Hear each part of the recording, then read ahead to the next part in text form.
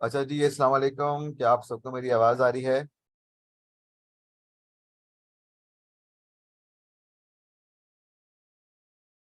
इस वक्त जितने बच्चे मुझे सुन रहे हैं, क्या आप सबको मेरी आवाज़ आ रही है?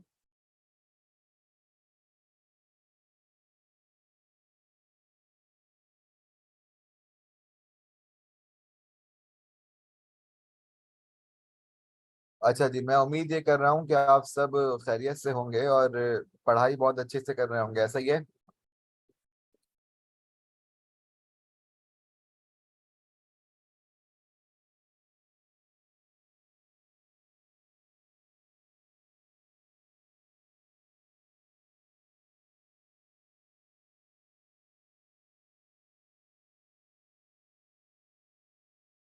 अच्छा जी।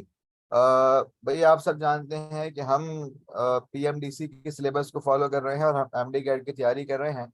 उसके साथ साथ हमारा चैप्टर चल रहा था रिप्रोडक्शन हमारी फिजिकल क्लासेस के अंदर। और हमारे बाकी चैप्टर्स जो रह गए हैं उनके अंदर ट्रांसपोर्ट है, उनके अंदर गैसेस एक्सचेंज है, जेनेटिक्स और बायो एनर्जेटिक्स है। तो आज की क्लास में हम एक बहुत ही छोटा चैप्टर जिसका नाम है गैसेस एक्सचेंज, उसे हम पढ़ने की कोशिश करेंगे, उसे हम कवर करने की कोशिश करेंगे। मैं आपको सजेस्ट ये करूंगा, मैं आपको मशवरा ये दूंगा कि मेरी क्लास के फौरन बाद एक मर्तबा सिंध की बुक से आप गैसेस एक्सचेंज को रिवाइज कर लीजिएगा। बहुत आसान सा चैप्टर है, कोई कॉम्प्लिकेशंस इस चैप्टर के अंदर नहीं है। पीएमडीसी के सिलेबस में इंतहा से ज्यादा ये चैप्टर आपके लिए शॉर्ट कर दिया गया है, ठीक है? तो यानी कि बेसिकली लाइफ प्रोसेस जो चैप्टर था उसके अंदर तीन सब पार्ट आ रहे थे। एक हमारे पास है न्यूट्रिशन, एक हमारे पास है ट्रांसपोर्ट और एक हमारे पास है गैसेस एक्सचेंज, ठीक है? न्यूट्रिशन हमने कवर कर लिया था, एक अदर मैंने आपको उसकी वीडियो सेंड की थी। उसके साथ साथ हम आज की क्लास में गैसेस एक्सचेंज पढ़ेंगे। फिर पीछे हमारा रह जाएगा इंशाल्लाह ट्रांसपोर्ट, जिसको भी हम इंशाल्लाह 1 से 2 दिन में कवर कर लेंगे। अच्छा, मैं अब आपके सामने स्क्रीन शेयर करने जा रहा हूं। मुझे बताइएगा कि क्या स्क्रीन आप सबको शो हो रही है, हाँ या ना? जी बच्चों, क्या आप सबको स्क्रीन शो हो रही है? जल्दी से बताइए। जितने बच्चे भी इस वक्त क्लास के अंदर मौजूद हैं, सब जरा मुझे बता दीजिए कि क्या आप सबको स्क्रीन शेयर हो रही है?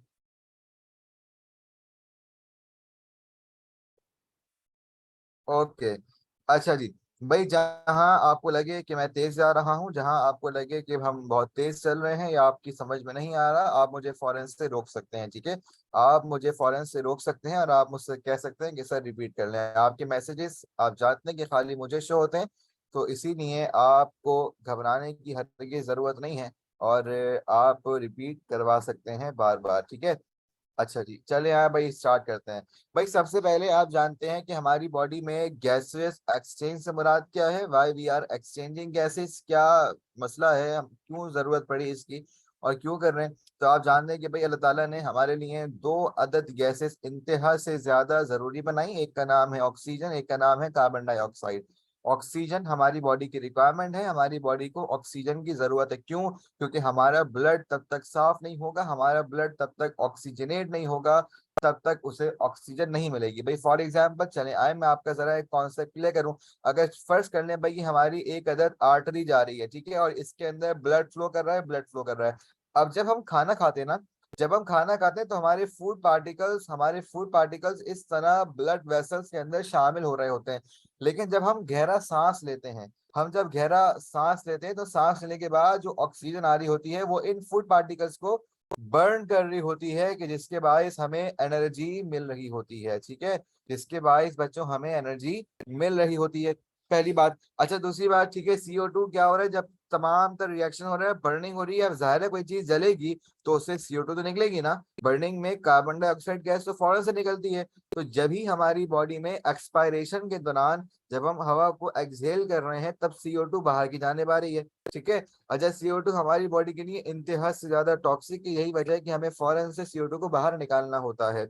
अच्छा, अब आप जानते हैं कि भाई फीडबैक मैकेनिज्म क्या था और किस तरह हम हाइपोथैलेमस के हवाले से जब हम बात कर रहे थे कि भाई वो किस तरह ब्रीदिंग को भी कंट्रोल कर रहा है, कैसे किस तरह कंट्रोल कर रहा है। भाई फर्ज करो मेरी बॉडी है, अगर मेरी बॉडी में ऑक्सीजन बहुत ज्यादा हो जाएगी, अगर फर्ज करो मैंने खाना नहीं खाया हुआ, मेरे फूड पार्टिकल्स बर्न नहीं हुए, मैंने एकदम से ऑक्सीजन इनहेल कर ली, जब ऑक्सीजन बहुत ज्यादा हो गई ना, तो दो तरह की चीजें मेरी बॉडी के अंदर ऐसी हैं जो इस ऑक्सीजन को डिटेक्ट कर रही हैं, जो मुझे बता रही हैं कि भाई अब तुम सांस आहिस्ता आहिस्ता लो, टेंशन नहीं है। और फिर अगेन दो चीजें ऐसी हैं कि जब मेरी बॉडी के अंदर CO2 बहुत ज्यादा बढ़ गया, फॉर एग्जाम्पल अगर मैं भागूंगा, मैं बहुत तेज भाग कर आऊंगा, मैं थक जाऊंगा, मेरा सांस फूलेगा। सांस क्यों फूल रहा है? क्योंकि मेरी बॉडी के अंदर टॉक्सिक कार्बन डाइऑक्साइड गैस जमा हो रही है, जिसके फौरन बाद मुझे क्या चाहिए? मुझे ऑक्सीजन चाहिए। यहाँ तक आप सब मेरे साथ हैं, हाँ या ना? यहाँ तक आप सब मेरे साथ हैं, हाँ या ना? जल्दी बताओ, जल्दी बताओ भाई, सब बच्चे बताएं हाँ या ना। जितने बच्चे क्लास ले रहे हैं सब बताएं कि आप यहाँ तक आप सब मेरे साथ हैं। बेसिक कॉन्सेप्ट क्लियर हो गया? आगे चलूं? आगे चल रहा हूँ, चलो भाई। भाई आप जानते हैं, आप जानते हैं कि हमारे पास पैसेज क्या है? भाई फर्ज करो अगर ये किसी इंसान की नाक है, ठीक है, ये इसकी कौन है? नोस्ट्रिल्स है, मिसाल दे रहा हूँ, ठीक है। भाई आपकी नाक के अंदर, आपकी नाक के अंदर दो अदद कौन है? दो अदद एक्सटर्नल नोस्ट्रिल्स हैं। कौन है? मैं कह रहा हूँ दो अदद, दो अदद बच्चों एक्सटर्नल नोस्ट्रिल्स हैं। ठीक हो गया? अच्छा जी, जब ये हवा अंदर जाएगी, ठीक है, ये एरिया नाक के अंदर का एरिया, इसको हम क्या नाम देते हैं? कौन बताएगा? इसको हम क्या नाम देते हैं? कौन बताएगा? इसको हम कहते हैं नेजल कैविटी। क्या कहते हैं भाई?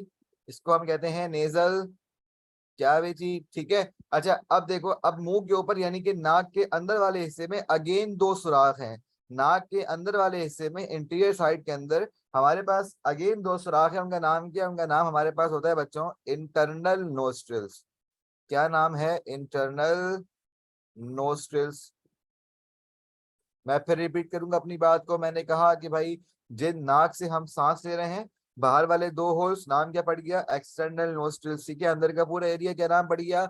Nasal cavity. और अंदर के दो होल्स, उन अंदर के दो होल्स का नाम क्या है बच्चों? मैंने कहा उन अंदर के दो होल्स का नाम पड़ गया इंटरनल नोस्ट्रिल्स। यहाँ तक आप सब मेरे साथ हैं, हाँ या ना? जी, क्या यहाँ तक आप सब बच्चे मेरे साथ हैं? जल्दी बताओ भाई, यहाँ तक सब मेरे साथ हैं? अच्छा जी, भाई मैं आपके सामने बिल्कुल कहानी की तरह इन तमाम तर बातों को लेकर चलूंगा, ठीक है। मैं आपके सामने बिल्कुल इनका, बेटा मिनट जरा मैं इसको थोड़ा सा अलग कर लूं। जी, मैं आपके सामने कहानी की तरह इन तमाम तर बातों को लेकर चलूंगा। भाई फर्ज करो हवा हम अंदर इनहेल कर रहे हैं। मैंने कहा नाक के बाहर दो होल से नाम पड़ गया एक्सटर्नल नोस्ट्रिल्स, अंदर की जगह नेसल कैविटी, उसके अंदर जाओगे तो अगेन दो होल आएंगे, नाम पड़ गया इंटरनल नोस्ट्रिल्स। अब इंटरनल नोस्ट्रिल्स का अंदर वाला एरिया, ठीक है, ये पूरा एरिया यहाँ से लेकर यहाँ तक का पूरा एरिया, इस एरिया को हम नाम देते हैं फारेंक्स। क्या नाम है इसका? इसका नाम है फारेंक्स, ठीक है। अच्छा अब आगे सुनना, बड़ी अहम बात है। इस फारेंक्स से ना, इस फारेंक्स से याद रखो दो तरह के इंपॉर्टेंट हमारे पास चीजें जा रही होती हैं। बेटा minute, let me draw it again, यहाँ देखो ना। एक पैसेज ये जा रहा, ठीक है, और दूसरा पैसेज ये जा रहा, ठीक है। हमारी नाक के अंदर जब नीचे की जानिब जा रहे हैं, जब गले की जानिब बढ़ रहे हैं, नेक की जानिब बढ़ रहे हैं, तो दो तरह के पैसेजेस जा रहे हैं। अच्छा ये तमाम तर बातें मैंने न्यूट्रिशन वाले लेक्चर के अंदर भी कवर की थी, लेकिन वहां पर मैंने बात की थी एक फूड के हवाले से, ठीक है। यहाँ मैं बात कर रहा हूँ हवा के हवाले से, ठीक है। अच्छा अब देखो, अब जो आगे वाला पैसेज है ना, ये वाला, इसको हम नाम देते हैं लैरिंग्स। क्या नाम है इसका? इसका नाम है बच्चों लैरिंग्स। और पीछे वाले का नाम है ओइसोफिगस। क्या नाम है? ओइसोफेगस या ओइसोफिगस, ठीक है। अच्छा अब सुनो, ओइसोफिगस का काम क्या है? ओइसोफिगस का काम ये है कि इससे हमारे पास बच्चों खाना अंदर जा रहा होता है, ठीक है। ओइसोफिगस के अंदर खाना जा रहा होता है, कभी कभार इसके अंदर हवा भी जा रही होती है। It is a common passage, कोई मसले वाली बात नहीं है। जबकि लारिंग्स क्या है? लारिंग्स इज जस्ट अ पैसेज, और या फिर हम कह सकते हैं कि भाई लारिंग्स के अंदर हमारे पास वॉइस बॉक्स लगा हुआ है, ठीक है। लारिंग्स के अंदर हमारे पास बच्चों क्या लगा हुआ है? वॉइस बॉक्स लगा हुआ है। अगर हम आवाज प्रोड्यूस कर रहे हैं, तो हम आवाज प्रोड्यूस किसके बाइस कर रहे हैं? लारिंग्स के बाइस कर रहे हैं, ठीक है। लारिंग्स वो चीज है कि जो हमें आवाज निकालने में हमारी हेल्प कर रही होती है। लारिंग्स ना हो तो हम बोल ना पाए, ठीक है। अच्छा अब आगे चलना, मैं इस लारिंग्स को ना मैं आगे कंटिन्यू करूंगा। मैं यहाँ से लारिंग्स को इरेज कर रहा हूँ, और मैं इस लारिंग्स से ना बात अपनी आगे बढ़ाऊंगा। यहाँ तक आप सब मेरे साथ हैं? जल्दी बताओ, यहाँ तक आप सब मेरे साथ हैं? यहाँ तक कोई परेशानी, कोई मसला?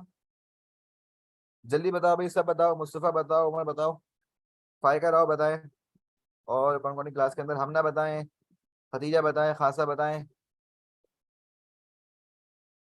देखो, मैंने कहा कि सबसे पहले नाक के बाहर के दो होल्स, नाम पड़ गया एक्सटर्नल नोस्ट्रिल्स, हवा अंदर जाएगी। नाक के इंटरनल दो इंटरनल नोस्ट्रिल्स हैं, ये जो पूरा एरिया है नाक वाले, इसको हम नाम दे रहे हैं नेजल कैविटी, ठीक है। फिर मैंने कहा कि हवा नीचे आ जाएगी, दो तरह के इसको पैसेज मिल सकते हैं। पहले वाले का नाम है लारिंक्स, के जहां से हम आवाज निकाल रहे हैं, दूसरे वाले का नाम है ओइसोफेगस, के जहां से हम फूड पास कर रहे हैं, ठीक है। यहाँ तक आप मेरे साथ है? मैं इस लारिंक्स वाले पैसेज को ना मैं आगे ड्रॉ करने जा रहा हूँ, ठीक है। मैं अगले पेज में इस लारिंक्स वाले पैसेज को ड्रॉ करने जा रहा हूँ, ये होगी आपका स्लाइड नंबर 1। आप चाहें तो इसका एसेस ले लीजिए, मैं आगे बढ़ रहा हूँ। चलो आगे बढ़ते हैं। भाई फर्ज करो मैं आपके सामने, ये आ गया मेरे पास लारिंक्स, ठीक है। मैं जूम कर रहा हूँ बहुत ज्यादा। ये आ गया मेरे पास लारिंक्स, ठीक है। अब इस लारिंक्स के नीचे हमारे पास बच्चों शुरू होता है ट्रैकिया, ठीक है। ये हमारे पास आ गया बच्चों ट्रैकिया, ठीक है। ये आ गया हमारे पास कौन भाई, एक अदद ट्रैकिया। और ये ट्रैकिया डिवाइड हो जाएगा किसके अंदर, ब्रोंकस के अंदर। ये देखो, ये एक ब्रोंकस यहाँ पर चला गया, और एक ब्रोंकस यहाँ पर चला गया।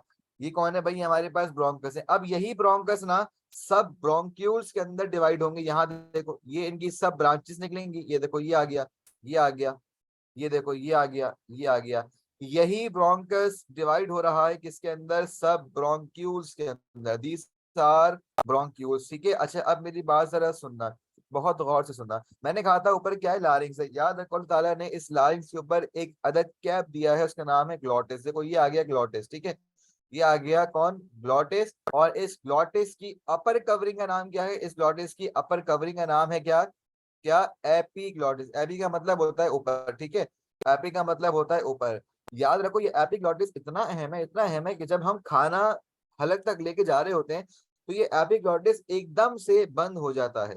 ये एपीग्लॉटिस एकदम से बंद हो जाता है। इसका सबूत ये है कि पानी पीते वक्त तुम आवाज नहीं कर सकते, पानी पीते वक्त तुम कुछ बोल नहीं सकते। क्यों? क्योंकि तुम्हारा ये एपीग्लॉटिस बंद हो गया। जब तुम्हारा ये एपिग्लॉटिस बंद हो गया तो पानी कहाँ जाएगा, जाहिर सी बात है भाई, ऑयस्टेरिकस के अंदर जाएगा, क्योंकि वही हमारे पास फूड पाइप होती है, ठीक है। जब एपिग्लॉटिस हमारे पास खुलेगा, आवाज भी आएगी और हवा भी अंदर जा रही होगी, ठीक है। तो एपिग्लॉटिस इज द कवरिंग, इसका काम क्या है कि भाई डिफरेंशिएट करेगा कब खाना आएगा और कब एयर आएगी। कभी सुना है कि भाई हलक में कुछ चढ़े जाने से इंतकाल हो गया? क्या होता है, एपिग्लॉटिस काम नहीं कर रहा होता। एपिग्लॉटिस काम नहीं करेगा, खाना हलक में जाएगा, इंसान मर जाएगा। अगर खाना हलक में गया, सिंपल लंग्स में जाएगा, इंसान वही जो है एक्सपायर हो जाएगा। याद है, आप सब मेरे साथ हैं? याद है, आप सब मेरे साथ हैं? हाँ है ना, जल्दी बताओ। देखो, ग्लॉटिस सिर्फ कवरिंग है किसकी, ट्रैकिया की, सॉरी लैरिंक्स के ऊपर मौजूद है। और एपिग्लॉटिस वो है कि जो गार्ड वाला काम कर रहा है, अंदर आ जाओ बाहर जाओ, अंदर आओ बाहर जाओ, ये काम कौन कर रहा है, ये काम एपिग्लॉटिस कर रहा है, ठीक है।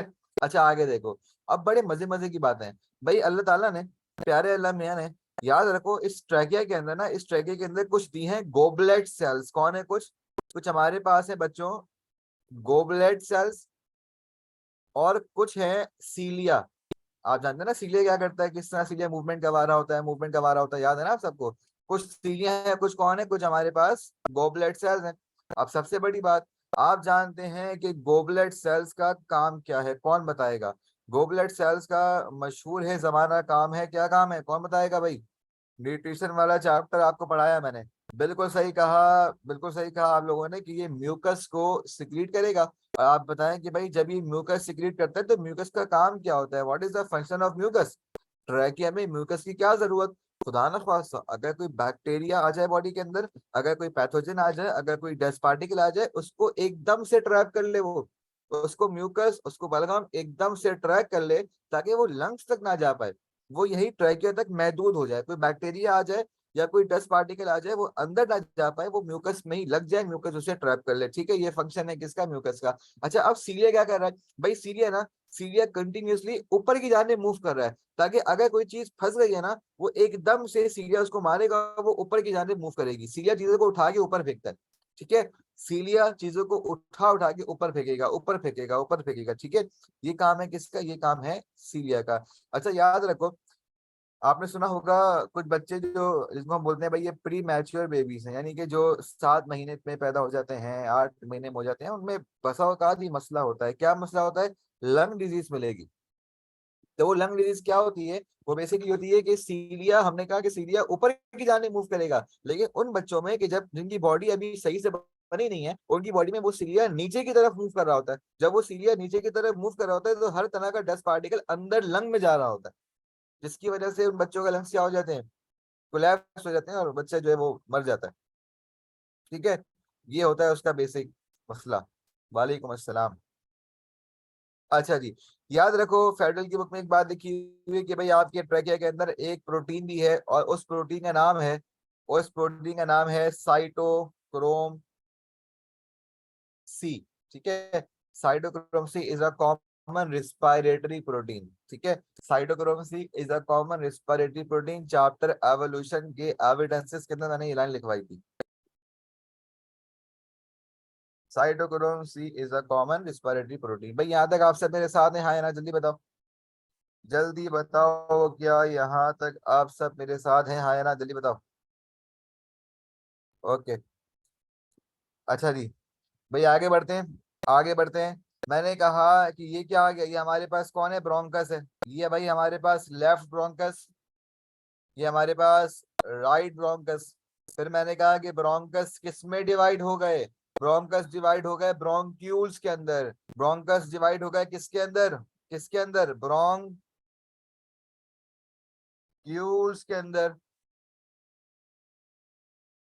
ठीक है, ब्रोंकस डिवाइड होगा किसके अंदर बच्चों? ब्रोंक्यूल्स के अंदर। और याद रखो, अगर मैं तुम्हारे सामने इस वाले ब्रोंक्यूल को जूम करूं, मिसाल दे रहा हूं ना, हर ब्रोंक्यूल का ये हाल होगा। अगर मैं तुम्हारे सामने इस वाले ब्रोंक्यूल को जूम करके यहाँ ड्रॉ करूं, देखो ये आ गया, ये आ गया कौन? ब्रोंक्यूल। और इस ब्रोंक्यूल के अंदर ना कुछ इस तरह थैलेनोमा स्ट्रक्चर्स हैं, सैकनोमा स्ट्रक्चर है, सैक हम बोलते हैं थैले को। ठीक है, थैलेनोमा स्ट्रक्चर है, जिनको हम नाम देते हैं एयर सैक्स, या फिर इनको हम नाम देते हैं अलवोली। ठीक है, क्या नाम है भाई इसका? इसका नाम है, इसका नाम है एयर सैक्स, या फिर इसका नाम है अल्वियोली। ठीक है, अल्वियोलाई बोल दो, अल्वियोली बोल दो, जो बोलना चाहो बोलो। ठीक है, अच्छा भाई, लिखने वाले लिखते हैं कि ये अल्वियोलाई ना, या एयर सैक्स हमारे पास असल रिस्पायरेटरी सरफेसेस है। असल में जो एयर हम इनहेल कर रहे होते हैं वो यहाँ पर आके जमा होती है। ठीक है, जो एयर हम इनहेल कर रहे हैं वो इन तमाम जगहों से होती हुई एपिग्लॉटिस, ग्लॉटिस, लारिंक्स, फिर अपना ट्रैकिया, और फिर आपके पास ब्रोंकस, ब्रोंक्यूल, और फिर अब कहाँ आ गई? अब वो एयर हमारे पास एयर सैक्स के अंदर आ गई है। ठीक है, अच्छा अब वो एक बड़ी अच्छी बात लिखी हुई है, एक बड़ी प्यारी बात लिखी हुई है कि इस एयर सैक्स के अंदर ना थोड़ा सा फ्लूइड भी है।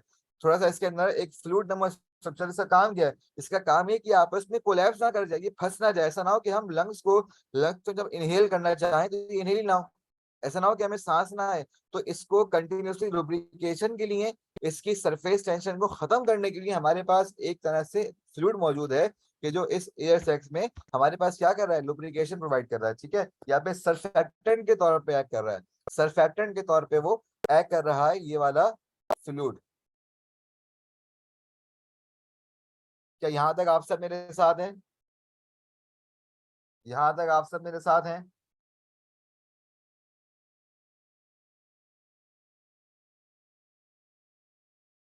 देखो दोनों एक ही बातें हैं, अल्वेओलाई या एयर सैक्स दोनों एक ही बातें हैं, सेम होगा। ठीक है, अच्छा जी, भाई अब आप जानते हैं ना कि हर ब्रोंक्यूल के अंदर एक अदद कौन होगा? अल्वेओलाई होगा। यहाँ तक आप सब मेरे साथ हैं? अगर मैंने यहाँ पे, चलो आओ लेट मी ड्रॉ हियर, कोई मसला नहीं है। देखो ये आ गए, ये एयर सेक्स आ गए, ये आ गए एयर सेक्स, ये आ गए, ये आ गए, ये आ गए, और ये आ गए। और यही सूरत हाल देखो यहाँ भी होगी, यहाँ भी होगी, यहाँ भी होगी, और यहाँ भी होगी। ठीक है, अच्छा जी, भाई आगे सुनना। अगर मैं कह रहा हूँ कि भाई अब मैं इस लंग्स की ना मैं बना रहा हूँ मेम्ब्रेन बना रहा हूँ, भाई फर्ज करो ये मेरे पास लाइट रंग है, ये मेरे पास लाइट राइट लंग है, और ये मेरे पास लेफ्ट लंग है। ठीक है, ये मेरे पास कौन आ गया? ये मेरे पास लेफ्ट लंग आ गया। अच्छा अब एक बड़ी इंतहाई अहम बात याद रखना, क्या हम इस लेफ्ट वाले लंग को हम दो हिस्सों में तोड़ सकते हैं। हम इसको दो लोब्स के अंदर तोड़ते हैं, जबकि हम इस राइट वाले लंग को हम इस राइट वाले लंग को 3 लोब्स के अंदर तोड़ते हैं, ये फर्क याद रखना। हम लेफ्ट वाले लंग के पास 2 लोब्स हैं, जबकि राइट लंग के पास 3 लोब्स हैं। ठीक है, फिर सुनो, मैंने कहा लेफ्ट लंग के पास 2 लोब, जबकि राइट वाले लंग के पास हमारे पास 3 अदद लोब्स मौजूद हैं। यहाँ तक आप सब मेरे साथ हैं? यहाँ तक आप सब मेरे साथ हैं? आपको बताओ भाई, लंग्स को हम नाम देते हैं प्लूरा। लंग्स को हम नाम देते हैं प्लूरा। अब जरा मुझे बता दो कि इसकी मेम्ब्रेन का नाम क्या होगा? इसकी मेम्ब्रेन का नाम होगा प्लूरल, प्लूरल मेम्ब्रेन। ठीक है, और इसके अंदर जो ये कैविटी है, जो ये हॉलो स्ट्रक्चर है, इसका नाम क्या देंगे? क्या मैं इसको कह दूं प्लूरल कैविटी? सही है ये? जी। और जिस तरह एयर सैक्स के अंदर थोड़ा बहुत सरफेक्टेंट था, उसी तरह इस प्लूरल कैविटी के अंदर प्लूरल फ्लूइड मौजूद है, ताकि ये लंग्स कोलैप्स ना कर जाए, लंग्स आपस में चिपक ना जाए। ठीक है, take SS of this stream number 2। Umar, आपकी जिम्मेदारी है कि आप मुझे ये एसेस सेंड करेंगे। ठीक है, आप मुझे ये एसेस व्हाट्सएप करेंगे ताकि मैं ग्रुप पे डाल दूं। मुस्तफा, आप भी कर दीजिएगा।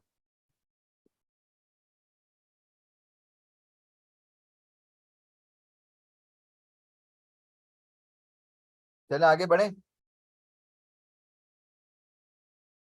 आगे बढ़े भाई, जल्दी बताओ, क्या हम आगे बढ़ जाएं? आप सब मेरे साथ हैं? चलो यहीं जरा मैं तुम्हारे सामने लंग्स की कैपेसिटी को क्लियर कर दूं। भाई फर्ज करो ये मेरे पास अगर ये लेफ्ट लंग, राइट लंग, चलो भाई याद रखो, अगर मैं बात करूं कि ह्यूमन लंग्स की कैपेसिटी कितनी होती है, कौन बताएगा मुझे? कौन बताएगा? याद रखो, लंग्स की कैपेसिटी हमारे पास है टोटल 5 लीटर। 5 लीटर तक ऑक्सीजन इस लंग्स में आ सकती है। ठीक है, 5 लीटर तक ऑक्सीजन इस लंग्स में आ सकती है। याद है आप सब मेरे साथ हैं? याद है आप मेरे साथ हैं? अच्छा भाई, जब हम आम तौर पे हम सांस ले रहे हैं, जब हम भाग नहीं रहे, हम कोई काम नहीं कर रहे, हम आराम से चिल बैठे हुए, जब हम आराम से सांस ले रहे हैं, तो उस सांस लेने में याद रखो 1 लीटर ऑक्सीजन हम इनहेल कर रहे होते हैं। हम 1 लीटर ऑक्सीजन इनहेल कर रहे होते हैं, कब? आम तौर पर। ठीक है, नॉर्मल ब्रीदिंग के अंदर, नॉर्मल ब्रीदिंग के अंदर हम 1 लीटर तक ऑक्सीजन इनहेल कर रहे होते हैं। ठीक है, ये तो बहुत कम है, ऐसे ही है ना? और ये कितना है? ये इस 5 लीटर का 10% हो गई। ऐसे ही है ना भाई, हमारे पास लंग्स में 5 लीटर की जगह है, हम खाली 1 लीटर ऑक्सीजन इनहेल कर रहे हैं, तो ये क्या हो गया? ये तो हमारे पास कितना हो गया भाई? ये तो हमारे पास 10% हो गया। ये तो हमारे पास 10% हो गया।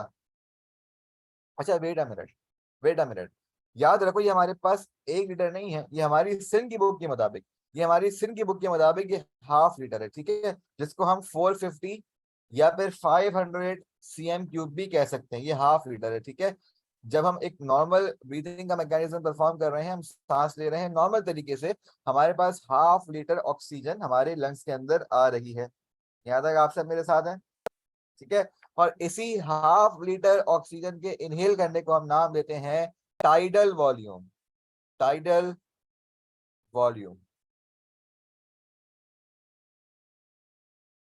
ठीक है, यहाँ तक आप सब मेरे साथ हैं? यहाँ तक आप सब मेरे साथ हैं? ओके जी। भाई जब हम बहुत शिद्दत से सांस लेंगे, फर्ज करो हम भागते भागते आ रहे हैं, भागते भागते आ रहे हैं, जब हम बहुत ज्यादा शिद्दत से सांस लेंगे, तब इस शिद्दत से सांस लेने के बाद हमारे लंग्स के अंदर जो कैपेसिटी होगी, हमारे लंग्स के अंदर हम जितनी ऑक्सीजन स्टोर करेंगे वो होगी 4 लीटर। कितनी होगी भाई? 4 लीटर। ठीक है, उसको हम क्या नाम देंगे? उसको हम नाम देंगे, उसको हम नाम देंगे बच्चों, क्या? कौन बताएगा? Vital capacity, vital capacity. अच्छा, अब याद रखो मैंने कहा कि भाई लंग्स का टोटल वॉल्यूम है 5 लीटर, 5 लीटर तक की कैपेसिटी है, इसके अंदर ऑक्सीजन आ सकती है। जबकि अगर हमने शिद्दत के साथ सांस लेने पर, हमने शिद्दत के साथ सांस लेने पर जब हम 4 लीटर तक ले आए, तो पीछे कितना बचा? क्या मैं कह सकता हूँ कि भाई पीछे 1 लीटर बच गई? 1 लीटर जगह बच गई लेफ्ट। इसको हम क्या नाम देंगे? याद रखो, इसको हम नाम देते हैं रेसिडुअल वॉल्यूम। इसका नाम है रेसिडुअल वॉल्यूम। देखो अपने कॉन्सेप्ट यहाँ पे क्लियर करो, फिर सुनो। मैंने कहा जब हम आम तौर पे बैठे हुए हैं, नॉर्मल कंडीशन के अंदर हैं, जब हम सांस लेंगे तो 1.5 लीटर ऑक्सीजन हमारी नॉर्मल ब्रीथिंग में हमारे लंग्स के अंदर जा रही है, जो कि 10% है हमारी टोटल वॉल्यूम का। और इसी इसी 1.5 लीटर ऑक्सीजन को हम नाम दे रहे हैं टाइडल वॉल्यूम। उसके बाद आगे बढ़े, मैंने कहा तुम भागते हुए आ रहे हो और तुमने शिद्दत से सांस लिया। इस शिद्दत से सांस लेने की वजह से तुमने 4 लीटर तक ऑक्सीजन क्या कर ली, तुमने स्टोर कर ली। ठीक है, अब इस 4 लीटर तक ऑक्सीजन को स्टोर करने पर इसको हम नाम क्या देंगे? इसको हम नाम देंगे वाइटल कैपेसिटी।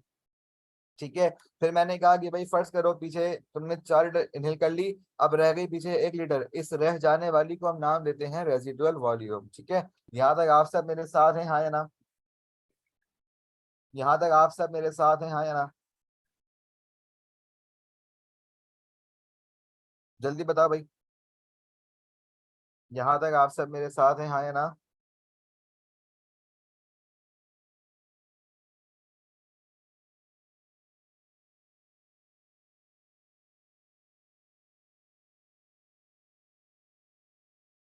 ओके जी, आगे बढ़े। ये हो गई हमारी स्क्रीन नंबर 3, इसका भी एसएस ले लो ताकि मैं आगे बढ़ूं।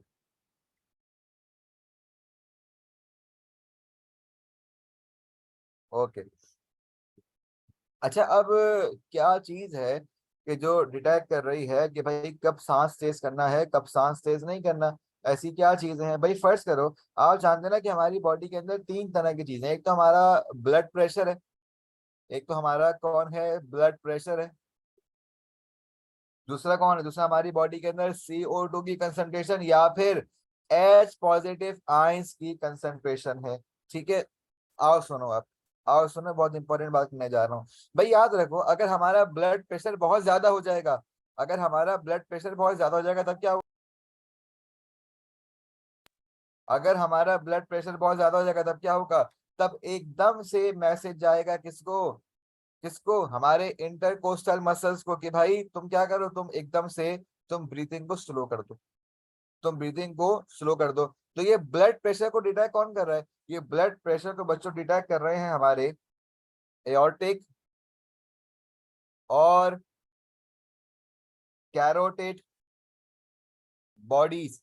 और ये कहाँ लगे हैं बच्चों? याद रखो, ये हमारे पास थोरैसिक रीजन में हार्ट के पास लगे हुए हैं। ठीक है, ये हार्ट पर लगे हुए हैं।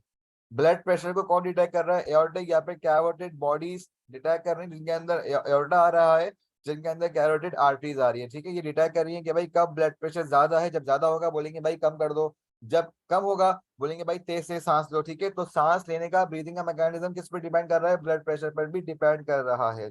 ठीक है, और ब्लड प्रेशर को कौन डिटेक्ट कर रहा है? मैंने कहा दो चीजें, कैरोटिड और एरोटिक बॉडीज। ठीक है, आगे चलो। अब याद रखो, ये जो CO2 है, जो एच पॉजिटिव आयंस है, इनको कौन डिटेक्ट करेगा? तो भाई हमने ब्रेन में एक नाम पढ़ा था, एक नाम पढ़ा था मैडुला, मैडुला ऑब्लोंगेटा। ठीक है, मैडुला ऑब्लोंगेटा ये डिटेक्ट करेगा किसको?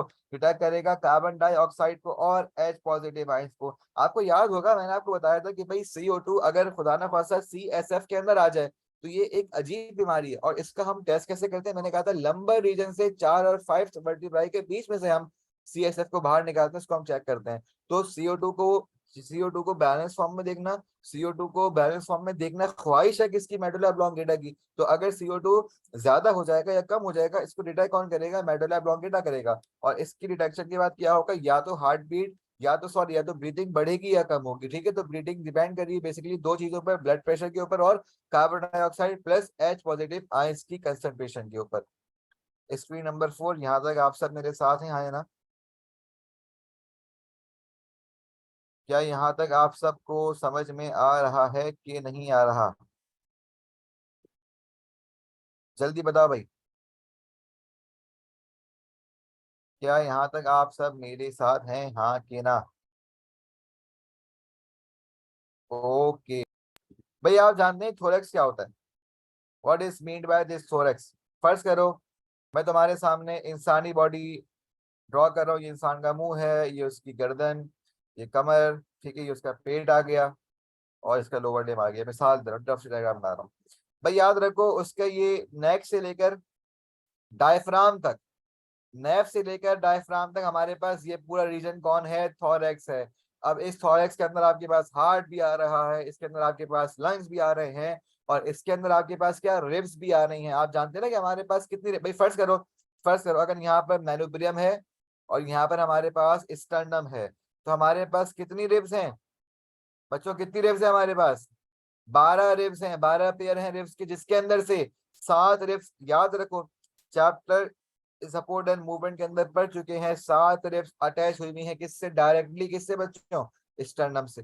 ठीक है, 3 रिब्स अटैच हुई हुई है पुरानी रिब्स से, जिनको हम फॉल्स रिब बोलते हैं। 7 रिब्स, मैंने कहा अपर 7 रिब्स जो अटैच हुई हुई है किससे, स्टर्नम से, उनको नाम देते हैं ट्रू रिब्स।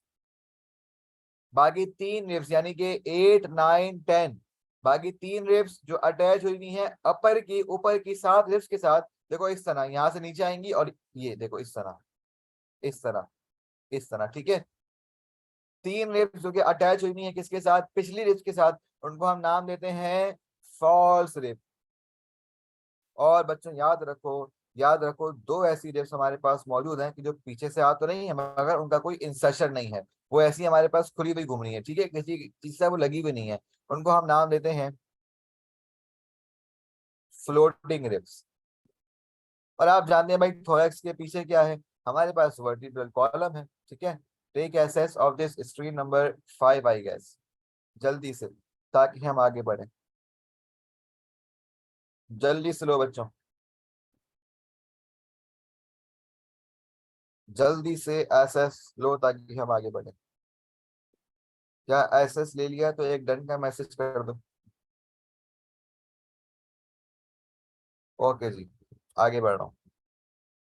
चलो जी, अब हम बहुत अहम बात करते हैं, अब हम बात करते हैं ब्रीथिंग के हवाले से, जो कि इस चैप्टर के बेसिक एमसीक्यू आने का मरकज होगा। हमें बात करनी है ब्रीथिंग।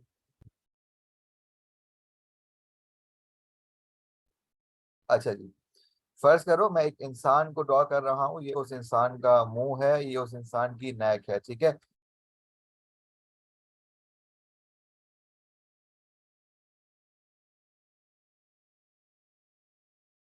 तो वेट अ मिनट।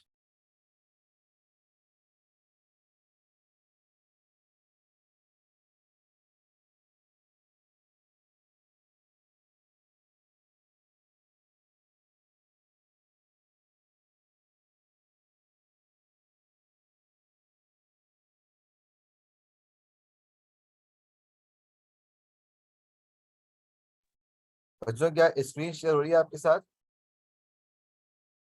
क्या स्क्रीन शेयर हो रही है आपके साथ, हाँ या ना, जल्दी बताओ। ओके जी, हो रही है।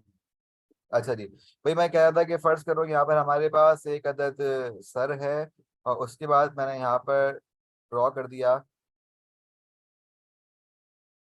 अरे क्या बन रहा है ये, चलो याद देखो। ठीक है, भाई फर्ज करो रफ डायग्राम है, यहाँ पर मेरे पास आ गया डायफ्राम। आप जानते हैं डायफ्राम क्या होता है, डायफ्राम याद रखो हमारे पास एक मस्कुलर स्ट्रक्चर है, मसल से मिलकर बना है। ठीक है, मसल से मिलकर बना है डायफ्राम। याद रखो डायफ्राम हमारे पास मसल से मिलकर बना है, इसका काम क्या है, इसका काम ये है कि ये थोरैक्स को और एब्डोमेन को, पेट को चेस्ट से अलग करता है। अगर आसान अल्फाज में कहूं, मैंने कहा ये हमारे पास थोरैक्स है जिसके अंदर रिब्स आ रही हैं, और जहां रिब्स खत्म हो गई ना, कि जहां पर हमारा पेट शुरू हो रहा है, इसको हम बोलते हैं एब्डोमेन। एब्डोमेन जहां हमारा पेट है। ठीक है, पेट वाले हिस्से को हम बोल रहे हैं एब्डोमेन, और पेट के ऊपर वाला हिस्सा के जो थोरैक्स है जहां पर हमें रिब्स महसूस हो रही हैं, उस स्ट्रक्चर को हम बोलते हैं थोरैक्स। ठीक है, और बीच में आ रहा होता है डायफ्राम, के जो किससे मिलकर बना है, मैंने कहा मसल से मिलकर बना है। ठीक है भाई, अब तुम जानते हो कि, अच्छा मैं इसको इरेज कर रहा हूँ, ठीक है मैं इस लेबलिंग को इरेज कर रहा हूँ। अब तुम जानते हो कि यहाँ पर कौन होगी, यहाँ पर हमारे पास बहुत सारी, फर्स्ट करो भाई ये मैनोब्रियम आ गया, और इस बीट पर मैनोब्रियम स्टर्नम का अपर पार्ट। ठीक है, ये आ गई हमारे पास स्टर्नम, और फर्स्ट करो ये हमारे पास आ गई रिब्स।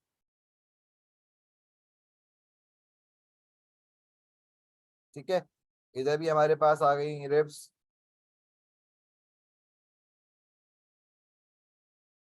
ठीक है, ये हमारे पे बच्चों आगे अच्छा याद रखना, रिब्स का लोअर पार्ट, लिप्स का लोअर पार्ट जाके मिला हुआ होता है डायफ्राम के साथ, ठीक है। मैं इस कॉन्सेप्ट को अपने जहन में रखना। अब तुम खुद बताओ, अब तुम खुद बताओ, जब हम सांस को इनहेल करेंगे, जब हम सांस को इनहेल करेंगे, let me right here, inhale, और यहां जाएगा एक्सहेल। अच्छा जी, अच्छा एक बात याद रखना, एक बात याद रखना, इन रिब्स के दरमियान ना देखो, अगर ये दो रिब्स है ना, ये दो रिब्स हैं, इन दोनों रिब्स के दरमियान हमारे पास एक मसल लगा हुआ है, ये देखो ये मसल आ जाएगा, और इस मसल को हम बोलते हैं इंटरकोस्टल मसल। क्या बोलते हैं हम? Intercostal muscle. कोस्टल हम बोलते हैं रिब्स के एंड को। तो क्या बन गया वो? इंटर यानी कि बीच में रिब्स की, देखो यहाँ देखो, यहाँ देखो, ये आ गया एक मसल, एक और मसल, मसल मसल, ठीक है। इनको हम बोलते हैं इंटरकोस्टल मसल्स, ठीक है। इनको हम क्या बोलते हैं? Intercostal muscle. अब यहाँ देखो, जब हम सांस को इनहेल करेंगे, अपनी बॉडी पे हाथ रखो, जब हम सांस को इनहेल कर रहे हैं, सांस यानी कि हम हवा को अंदर लेके जा रहे हैं, खुद बताओ कि हमारा चेस्ट आउटवर्ड आ रहा है, बाहर की जाने आ रहा है? जल्दी बताओ बच्चों, अपने थोरैक्स को चेक करो। जब तुम सांस ले रहे हो, क्या तुम्हारा थोरैक्स बाहर की जाने आ रहा है? क्या तुम्हारी रिब्स आउटवर्ड मूव कर रही है, हाँ या ना? जल्दी बताओ। यानी कि इनहेलेशन के अंदर रिब्स आउटवर्ड मूव करेंगी, बाहर की जानिब मूव करेंगी। अब तुम खुद बताओ, अब तुम खुद बताओ, देखो सही कहा हमने, रिब्स अपवर्ड और आउटवर्ड मूव कर रही हैं। अब तुम खुद बताओ, जब रिब्स हमारे पास बाहर की जानिब मूव करेंगी, यानी कि बड़ी हो जाएंगी, उनके अंदर हवा आ रही है, फूल रही हैं, तो क्या इस डायफ्राम पे प्रेशर नहीं पड़ेगा? जल्दी बताओ, क्या इस डायफ्राम पे प्रेशर नहीं पड़ेगा? क्योंकि मैंने कहा था कि इनका एंड लगा हुआ है डायफ्राम के साथ। जब तुमने सांस लिया, जब तुमने सांस लिया, मैंने कहा रिब्स बड़ी हो गई, पानी यानी कि उसके अंदर हवा आ गई ना, फूल गई वो, सांस तुम ले रहे हो एकदम से, बॉडी रिब्स क्या हो गई? अपवर्ड जा रही है, आउटवर्ड जा रही है, तो नीचे किस पे जोर पड़ेगा? नीचे जोर पड़ा डायफ्राम पे, कि जिसकी वजह से डायफ्राम नीचे आ जाएगा। जिसकी वजह से डायफ्राम कहाँ आ रहा है? जल्दी बताओ। डायफ्राम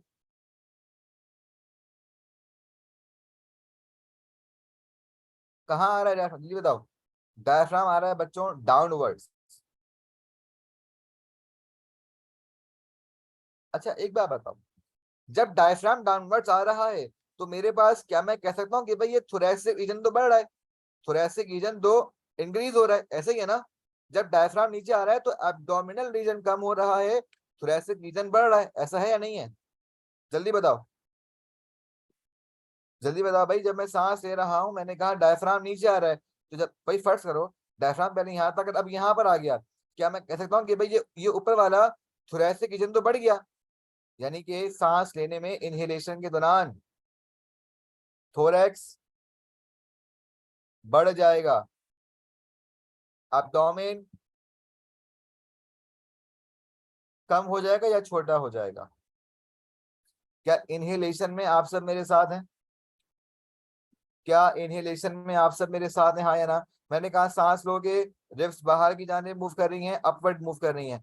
जैसे ही मैंने कहा था रिब्स का कोना अटैच हुआ है डायफ्राम के साथ, जैसे ही रिब्स बड़ी हुई फूली, एकदम से जोर पड़ा किसके ऊपर?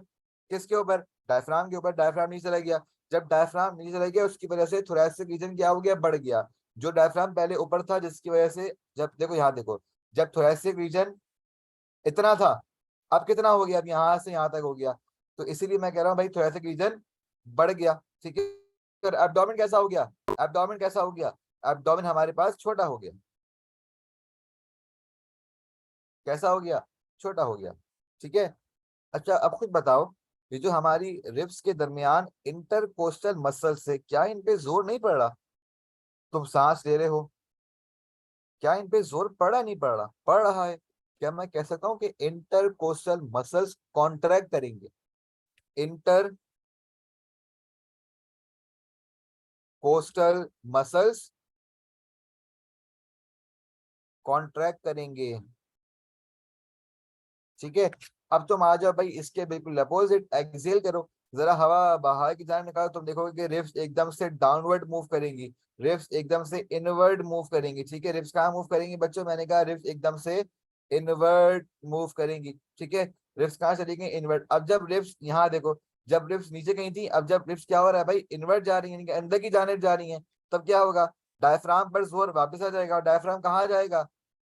जल्दी बताओ, डायफ्राम कहाँ जाएगा? वापस ऊपर की जानिब आएगा। डायफ्राम बच्चों वापस अपवर्ड्स मूव करेगा, और जब डायफ्राम वापस ऊपर आ जाएगा, इसके बायस क्या होगा? थोरैसिक, थोरैसिक रीजन है थोरैक्स, थोरैक्स का साइज कैसा हो जाएगा? डिक्रीज हो जाएगा। और एब्डोमेन का साइज कैसा होगा? इंक्रीज हो जाएगा। और इंटरकोस्टल मसल कैसे हो जाएंगे? रिलैक्स हो जाएंगे। ये हो गई screen number 6। Any question in this diagram? इस पूरे स्ट्रक्चर में किसी को कोई मसला समझने में कोई परेशानी मुझसे पूछ ले, वो बार बार पूछ ले, मसला नहीं है। अगर किसी को कोई इशू कोई परेशानी तो मुझसे वो पूछ सकता है। जितने बच्चे क्लास में सब मुझसे पूछें, कोई टेंशन कोई परेशानी।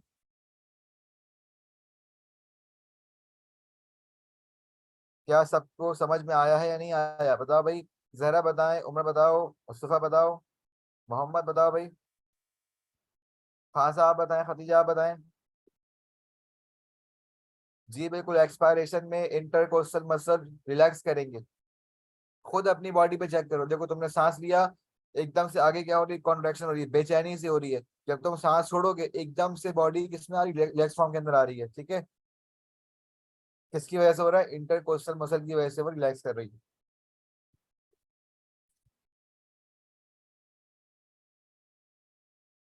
जी तो बच्चों के यहाँ तक आप सब मेरे साथ हैं, हाँ या ना? क्या गैसियस एक्सचेंज आप सबको समझ में आया? अच्छा, ऑनलाइन क्लास में आपको समझ में आता है नहीं आता? ऑनलाइन क्लास में आप लोगों को आसानी होती है मुश्किल होती है? बता जरा मुझे, ताकि मुझे अंदाजा हो। ऑनलाइन क्लास में क्या आपके लिए आसानी होती है या मुश्किल होती है?